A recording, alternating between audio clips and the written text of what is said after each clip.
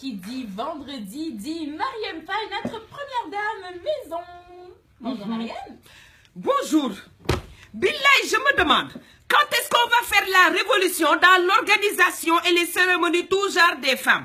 Parce que trop c'est trop de. Je te jure, il n'y a qu'une femme pour faire certaines choses. Moi, Mère Kodo, j'en faisais partie, billahi, j'en faisais partie, ça, c'est vrai. Mais je dis plus jamais ça.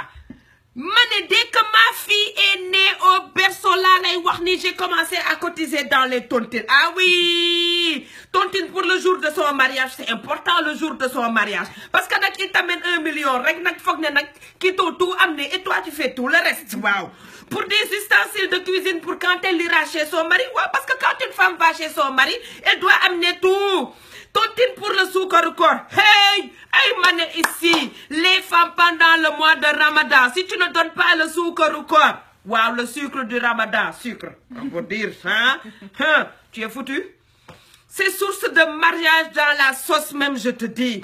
Imagine le gars qui fait la circulation dans la rue. Tu sais le gars là en kaki avec son sifflet là. Oui.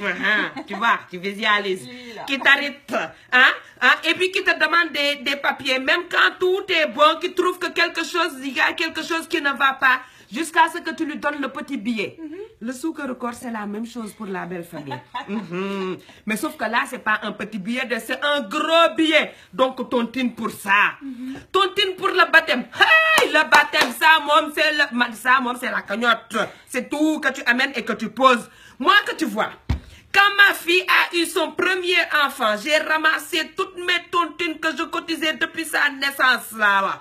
J'ai habillé toute sa belle famille, de la tête aux pieds. Waouh, waouh. À 17h, sa mère fait envoyer son griot pour me demander qu'on commence. Waouh. Et qu'il se fait tard. Waouh, que de venir lui faire face. Je lui dis doucement.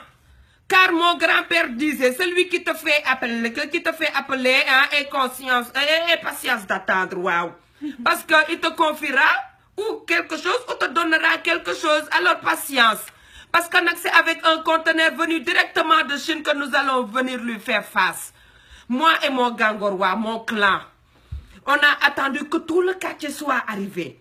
On a fait notre entrée phénoménale. Sous la tente, on s'est mis face à elle. Les projecteurs directs sur moi, je te jure. De 19h à 2h du matin, j'ai vidé un par un mes 30 valises remplies de tissus, de pain de manjac, d'or, venu directement de Dubaï. Même l'arrière-grand-père de son père, mort avant ma naissance, je l'ai habillé ce jour-là. Waouh, waouh. Tu vois l'écran plat là, qui est dans son salon, c'est moi. Billahi, manela.